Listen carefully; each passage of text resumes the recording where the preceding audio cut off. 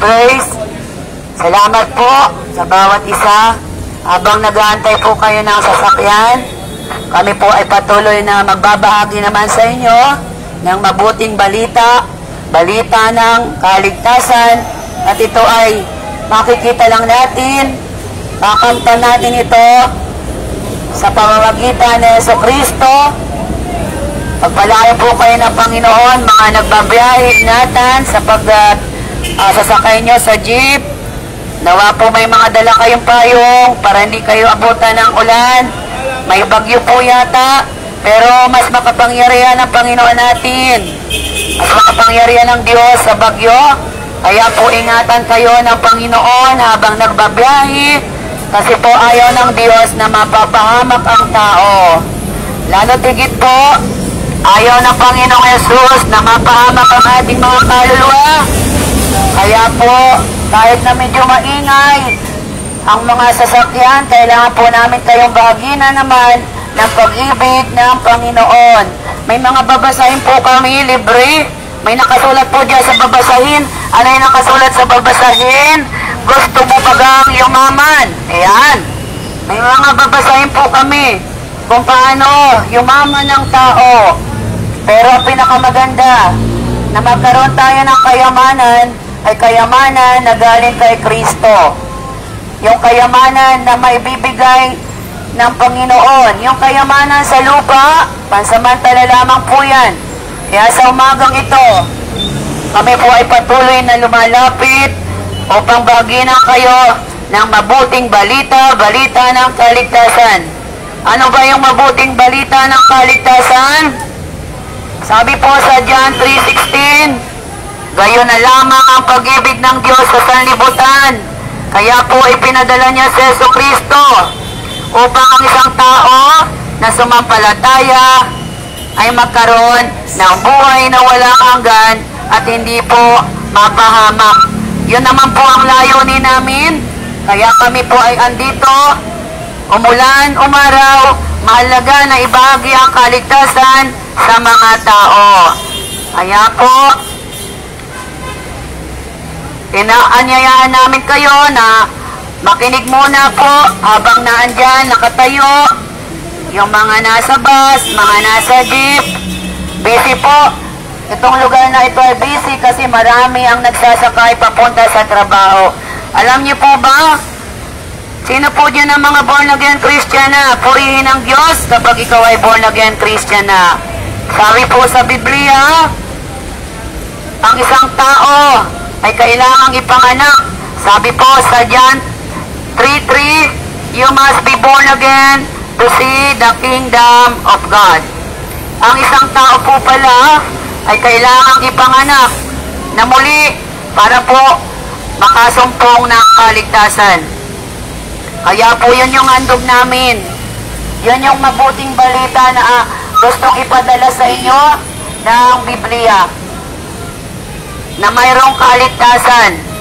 Alam niyo po ba, mahal na mahal po ng Diyos ang mga tao. Ang gusto ng Panginoon, tayo po ay maligtas ang kaluluwa.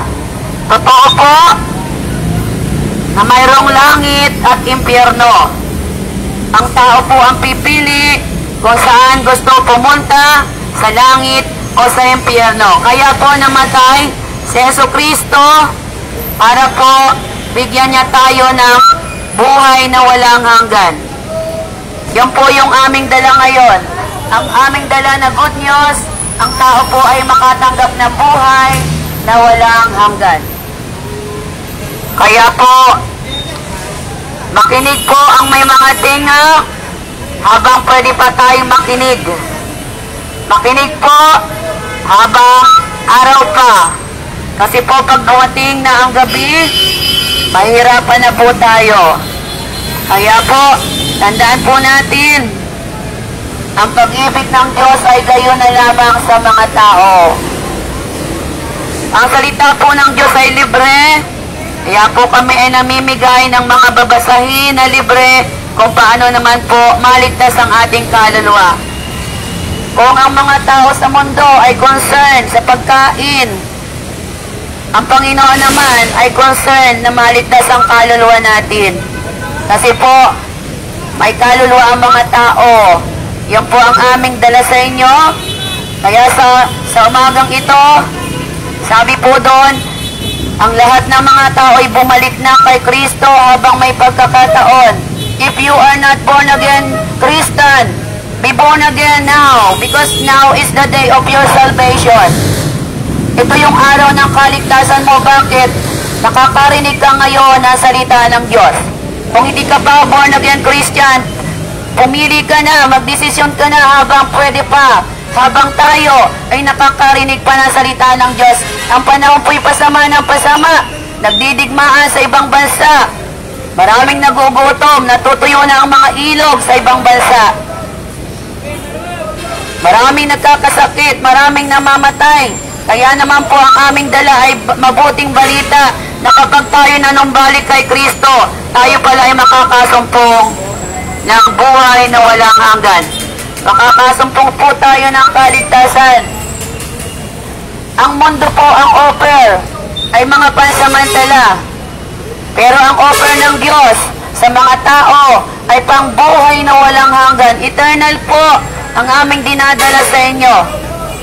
Masumpungan po natin na magkaroon ng buhay na walang hanggan.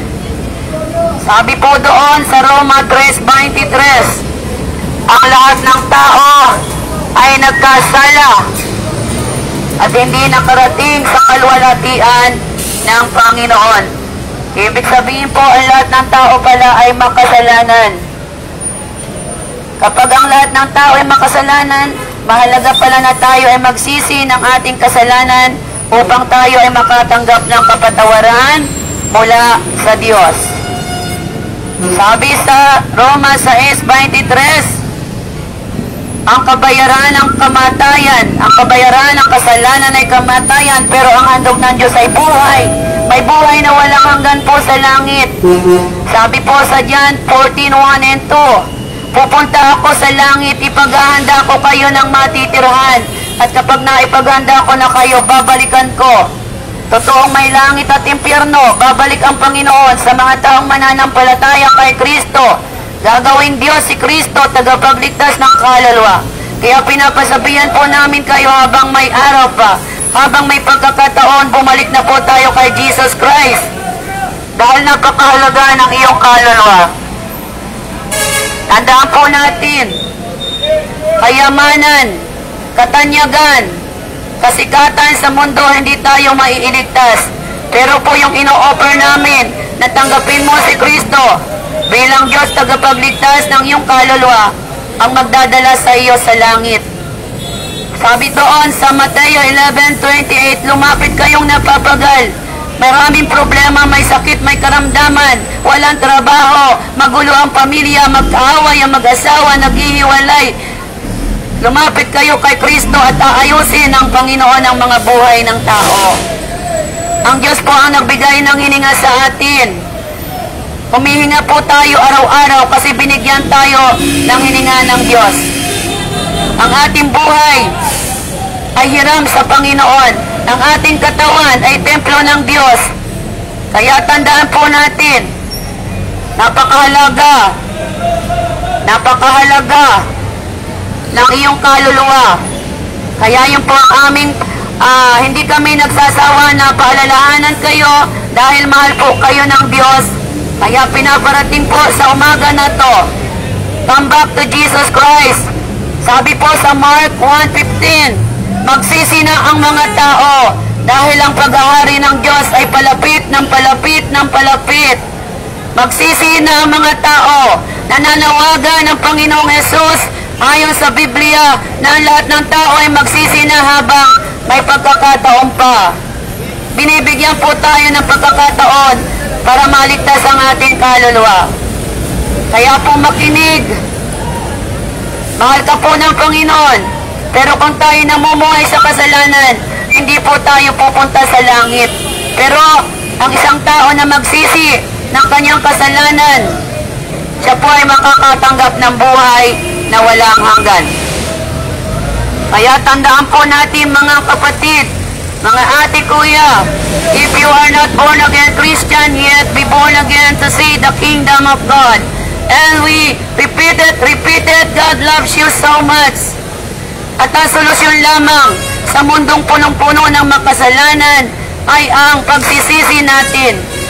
Kailangan nating magsisi, makinig, dahil ang salita ng Diyos ay libre. Makinig habang tayo ay pwede pang makinig.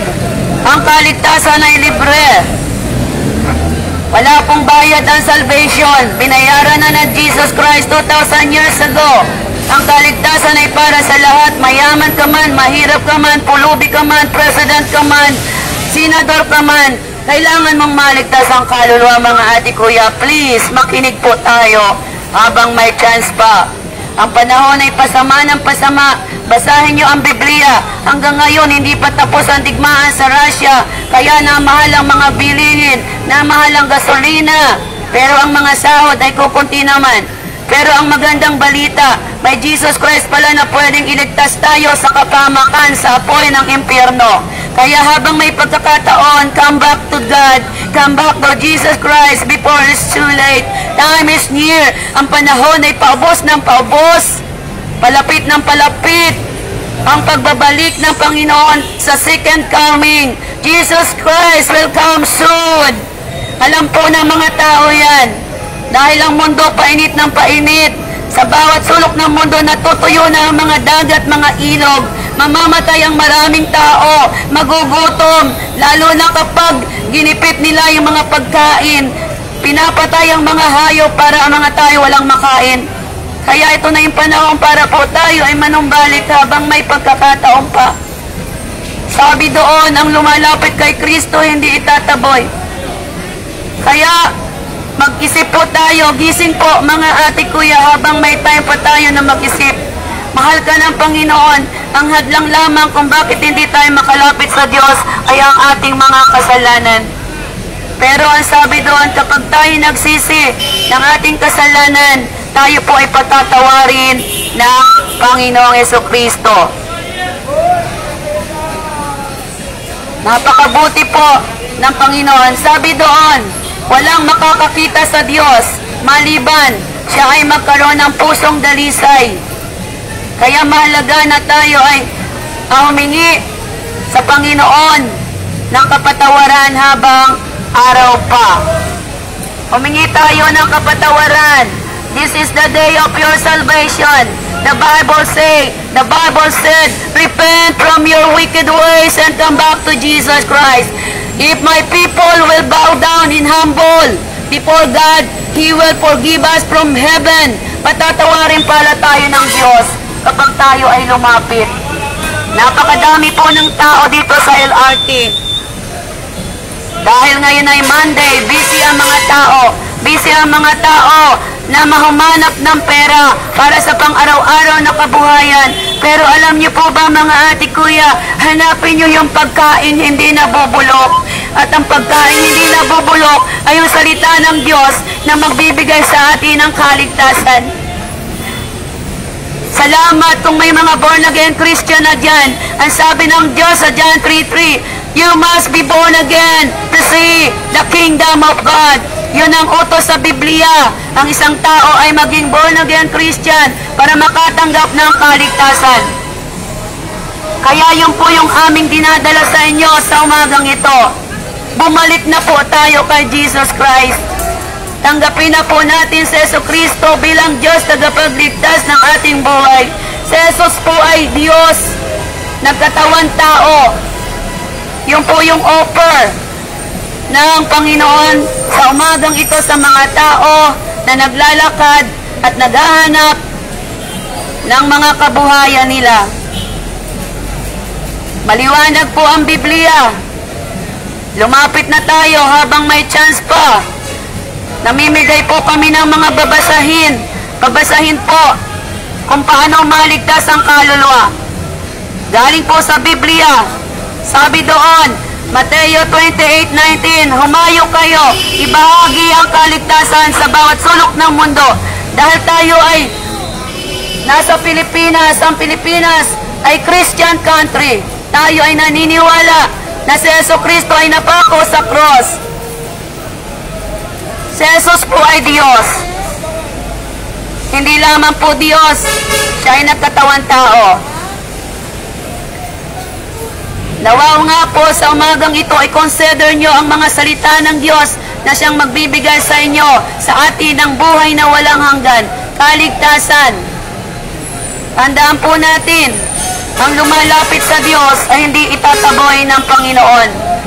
Ang nagre-reject kay Jesus Christ ay mapapahamak. Alam niyo po ba na yung impyerno, itatapon yung mga taong duwag, mga sinungaling, mga taksel, mga sumasamba sa Diyos-Diyosan. Sabi po sa Exodo 20, huwag kang sasamba sa Diyos-Diyosan, mahal na mahal ka ng Diyos. Sambahin natin ang Diyos sa Espiritu at katotohanan. Kaya po tayo manumbalik na magsisi. Stop sinning. Hanapin na natin si Kristo habang pwede pa nating hanapin. At tandaan niyo po mga kapatid, sabi po sa Pahayag 13, pagdating ng panahon, huwag po kayong magpapatatak ng mark of the beast. Yung mark of the beast po ay tatak ni Satanas. Tayo po ay nabubuhay sa sistema na palapit sa end times. Sabi doon, pag natatakan tayo ng mark of the beast sa noo, sa braso, tayo ay mapapahamak. Kaya wag po tayong magpapatatak ng mark of the beast. Number 666. Yang number 666 po ay pangalan ng isang tao na lalabas pagdating ng panahon. At pangalan ng tao na yan, si Antikristo. Hindi pa nakakalabas ngayon ang Antikristo, pero naandyan siya behind the scene. Lalabas po ang Antikristo. At kapag hindi tayo nagpatatak ng mark of the beast 666 sa noo, sa braso, hindi ka makakabili ng pagkain, hindi ka makakalabas, hindi ka makakasakay. Nasa Biblia po yan, kailangang matupad. Kaya po mag-isip ang mga tao. Baka hindi po natin namamalayan, yung tatakan na yan ay nangyayari na sa ating panahon ngayon. Binabalaan po tayo ng Diyos, maging maingat, matalino. Magbasa po tayo ng Biblia. Napakaliwanag sa Biblia, darating ang panahon, maraming tao ang madadaya, kahit mga elect, maraming tao ang madadaya at matatataka ng mark of the beast. Kaya po mag-ingat kayo, habang may pagkakataon pa, manalig na tayo kay Kristo, manampalataya na tayo kay Kristo, mga ate kuya. Ito yung regalo na ibinibigay ng Diyos para sa atin. Ito yung mga regalo na binibigay ng Diyos para sa atin. Kaya po tandaan po natin. Tandaan po natin, mahal na mahal po kayo ng Panginoon. Hindi po namin kayo pinagkakalitan ng pag-ibig ng Diyos. Kaya po kami ay nagbabahagi. Kami, kapag ikaw ay naging born again Christian, ang trabaho naman namin mga born again Christian, kailangan masabihan kayo na may langit at impyerno. Kaya po kami namimigay ng pagkasahin. Binibigyan po namin kayo ng pag-asa. Ang pag-asa ay kay Jesus Christ lang natin matatagpuan. Kaya mga ate kuya, bumalik na po tayo kay Jesus Christ. Tanggapin na po natin siya bilang Diyos sa namagitan upang makatulong po tayo ng buhay na walang hanggan. Ang panahon po ay pasama ng pasama. Bukas ang kalawa. Hindi natin alam ang mangyayari sa mundo. Kaya po habang may pagkakataon, kami po ay lumalapit sa inyo at pinapasabihan kayo ng salita ng Diyos. Ito na yung panahon. Huwag na natin pagmatigasin ang ating mga puso. Kasi pag nagmatigas tayo, kapahamakan ang ating pupuntahan. Mga kapa, handaan po natin, may panahon pa. May panahon pa para tayo manumbalik sa Diyos. Papasahin po. Balik na po tayo kay Jesus Christ. Siya po yung may hawak ng buhay natin. Bumalik na po tayo mga ate kuya. Balik na po. Huwag na po magpatigas ng puso natin. Huwag na po tayong magpatigas dahil ang buhay natin ay hawak ng Diyos. Kayang kunin ang Diyos sa buhay natin. Balik na po tayo sa ating Diyos na buhay. Kasi kung hindi po tayo manunumbalik, mapapangamak po tayo. Balik na. Balik na po tayo habang may pagkakataon pa. Maawa po kayo sa inyong mga sarili. Maawa po kayo sa inyong kaluluwa. Gusto ng Diyos na iligtas ang inyong mga kaluluwa. Kaya po kami pinapadala para magbahagi ng kaligtasan. Kayo po ang pipilit. Hindi po kami mamimilit. Inuupiran kayo ng kaligtasan ni Yesu Cristo. Dahil si Yesu Cristo yung Diyos at tagapagligtas. Kaya po huwag natin pagmatigasin ang ating mga puso. Habang may pagkakataon pa, bumalik na po tayo, makinig po kayo. Ang panahon ay pasama ng pasama. Paubos na paubos ang panahon. Padating na padating ang end time. Padating na padating ang pagbalik ni Jesus Christ sa second coming. Kailangan po ng tao na maghanda. Bigyan niyo po ng pansin ang inyong mga kaluluwa. May spiritual na buhay at may physical. Bigyan niyo po ng halaga ang spiritual niyo. Dahil kung hindi natin bibigyan ng halaga ang spiritual natin, mapapahamak tayo. Binibigyan pa po tayo ng Panginoon ng pagkakataon na makapagsisi para makaligtas naman ang ating kaluluwa. Kaya po, makinig po kayo. Maliwanag ang Biblia. Maliwanag po ang natutulan sa Biblia. Sabi po doon sa Ephesians 2:8-9, ang kaligtasan ay libre. Salvation is free. Ito'y regalo ng Diyos. Regalo ng Diyos, may regalo ang Diyos sa iyo. Ang alam Diyos na regaluhan ka ng buhay sa langit pag namatay. Gusto mo bang tanggapin? Lumapit kay Kristo ang nakukuhaw.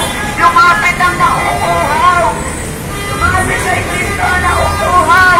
Ang naghahanap ng kaligtasan. Lumapit po tayo kay Kristo. At tatlong bagay po na iiwanan namin sa lugar na to para mapunta tayo sa langit. Unang bagay po na tandaan natin. Letter A. Admit. I-admit natin na tayo makasalanan at hindi natin kayang iligtas ang ating mga buhay. Hindi po natin kayang iligtas ang ating sarili. Yung pera natin, kayamanan, si Mayor, asawa mo, anak mo, si Pangulo, hindi tayo mailigtas. Ang number 1 lang natin gagawin, i-admit natin. I-admit natin na tayo'y makasalanan upang tayo makatanggap ng kapatawaran. At kapag sinabi natin na tayo makasalanan, tayo po ay manampalataya sa believe Christ is the Savior. Manampalataya tayo na si Kristo, yung magliligtas sa atin, wala pong iba. Walang iba magliligtas. Kaya, balik na po, balik na. Ang panahon ay pasama ng pasama. Balik na po tayo kay Jesus Christ as the Savior. Si Jesus Christ po yung namatay sa cross. Balik po tayo yung namatay sa cross. Ang kailangan nating sambahin sa spiritual katotohanan. Yung namatay po sa cross. Yung namatay po sa cross ang ating sambahin. At pangatlong bagay na gagawin natin para tayo mapunta sa langit. Letter C. Call upon the name of the Lord. Call unto Jesus. Call. Tumawag kayo kay Kristo upang hindi kayo mapahamak ang kaluluwa. Tumawag tayo kay Jesus Christ. Ang pag-ibig ng Diyos ay para sa lahat. Mahal tayo ng Panginoon. Alam niyo po ba yun? Tumawag tayo. Kapag tumawag tayo kay Jesus Christ, ililigtas tayo ng Diyos na to. Kailangan lang natin tumawag. Kailangan natin magpakumbaga. Dahil kung tayo matataas ang pride, hindi tayo papakinggan ng Panginoon. Tumawag na po tayo sa Lord habang may pagkakataon pa. Bumalik na po tayo sa Diyos. Huwag po magpatigas sa mga puso niyo. Sabi sa Payag 3:20, ang Diyos ay kumakatok sa ating mga puso. Kumakatok ang Diyos. Dahil ang Diyos na nagbigay ng hininga. Kaya po mga ating kuya, habang may pagkakataon, bumalik na po tayo sa Diyos. Bumalik na po. Alam niyo ba, ang Panginoon ay nakatingin sa atin right now. Nakikita niya Kita ng Diyos kung gaano katigas ang mga puso natin. Pero isang araw, pag hindi po tayo nagsisi, haharap tayo sa Diyos at mananagot tayo sa ating ginagawa. Pero kung tayo magsisisi at tatagawin siya, makakatanggap po tayo ng pangako na buhay na walang hanggan. Umiiyak ang Diyos kapag araw-araw ay namamatay at napupunta sa impyerno. Alam niyo ba yun? Habang di nakalipanon ang Diyos, ikaw ang inaalala ng Diyos na to na binibigyan namin dahil mahal ka ng Diyos. Kaya makinig po tayo mga ate kuya. Makinig po tayo habang nakakarinig pa tayo ng salita ng Diyos. Dahil darating ang panahon, ang hanapin nyo ang salita ng Diyos, hindi nyo na makikita. Kaya ito yung araw, kailangan natin manumbalik kay Kristo. Dahil pinaparating sa lugar na ito na mahal ka ng Diyos. Subalit kapag hindi ka nagnisi, mapapahamak ka sa impyerno.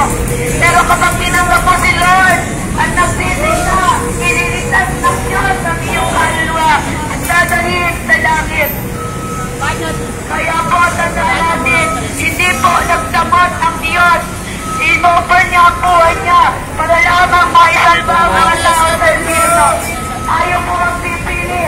Jesus Christ is knocking right now in the door of your heart. If you open the Word of God in you, you will receive salvation. Pero ang salita lang po, kaya hindi tayo makalapit sa Diyos ay ang kasalanan. Kaya po, nawa po sa bagang ito. Inaanyayaan po namin sila po ang gustong tumanggap kay Kristo. Nag-iibay po sa Jesus. Nag-iibay po tayo na bumalik na habang may chance pa. Bumalik po tayo sa Panginoon. At tandaan po natin ang kahit tagalay ngayon. Tandaan po, sabi sa John 14:1, John 14:6, Jesus is the only way. Jesus is the only way. The truth is the life.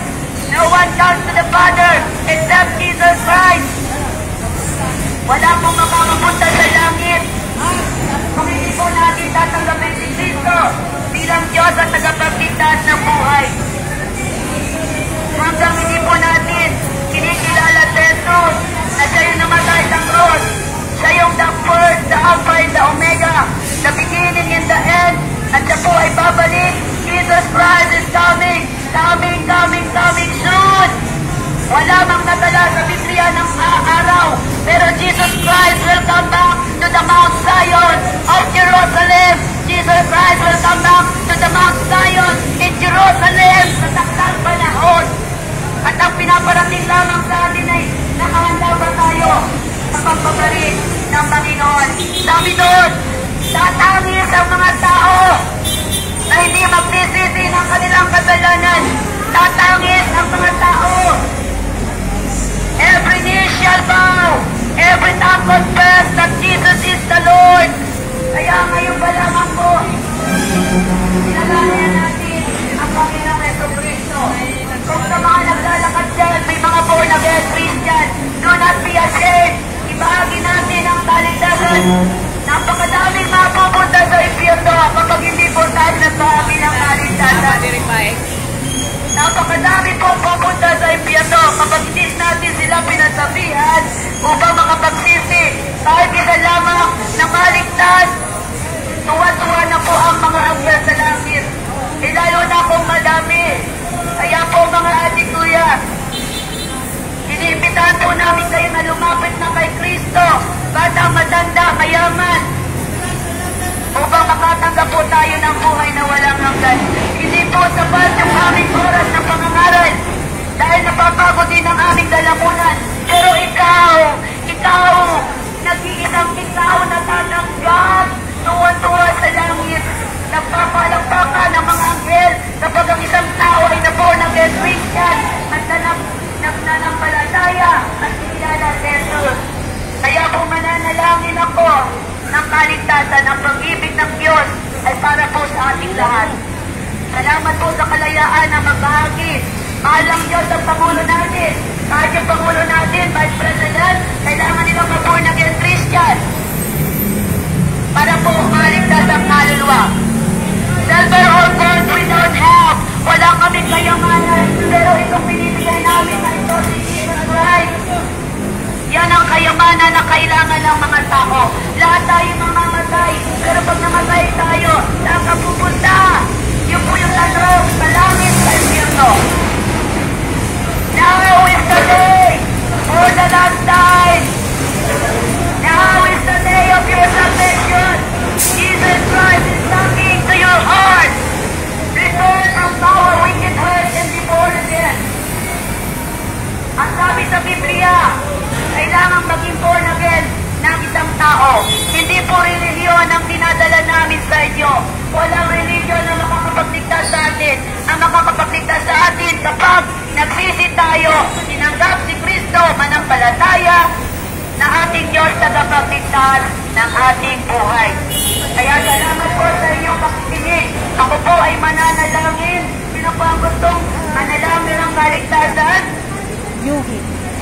Malaya po tayong manalangin ng kaligtasan. Mananalangin po ako ng kaligtasan yung mga nasa van, nasa jeep, nahihilo na alis. Manalangin po tayo. Ang panalangin ay pinapakinggan ng Diyos. Ang panalangin ng matuwid ay pinapakinggan ng Diyos. Kaya mananalangin po ako. Mami, gusto niyong manalangin? Sabay po kayo. Mahal po kayo ng Panginoon natin. Kasi ako, mahal na mahal po kayo. Mananalangin po ako. Basta po sa utang puso natin. Napakinggan po ng Diyos ang ating mga kaibigan. Sige po, nanay. Nanay, kayo rin po. Manalangin po tayo ng Panginoon. Ang alam niyo po ba yung aso, wala pong kaluluwa yan. Pero ikaw po may kaluluwa. At yung kaluluwa po po nanay gusto, iligtas ng Diyos. Nanay, gusto mo patanggapin ang Panginoon? Sige po, manalangin po ako.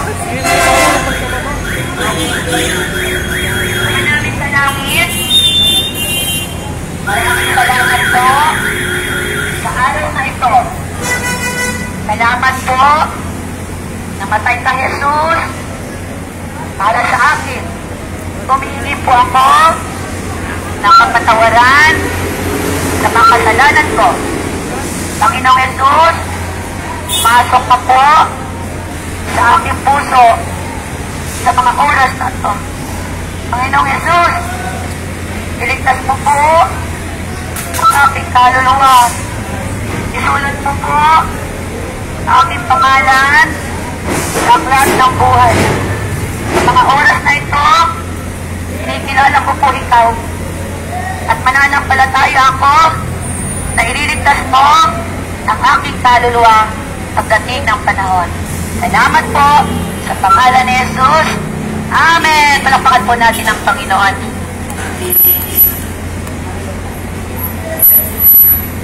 Salamat po sa buhay ni Nanay Marieta del Pilar. Siya po ay lumapit sa Panginoon. Hindi po siya nahiya. At ipapanalangin ko po kayo, Ama, sa pangalan ni Jesus, salamat sa buhay ni Marieta del Pilar. Sa mga oras na to, siya po ay nanalangin ng kaligtasan. Kaya iniaalok po siya, Lord. Ilayo mo siya sa gawa ng kaaway. Pagpalain mo po yung kanyang maliit na tindahan. Ito ang pinagkukunan ng niyang kabuhayan. Pangako mo, Panginoon, hindi mo pababayaan yung mga taong lumalapit sa iyo.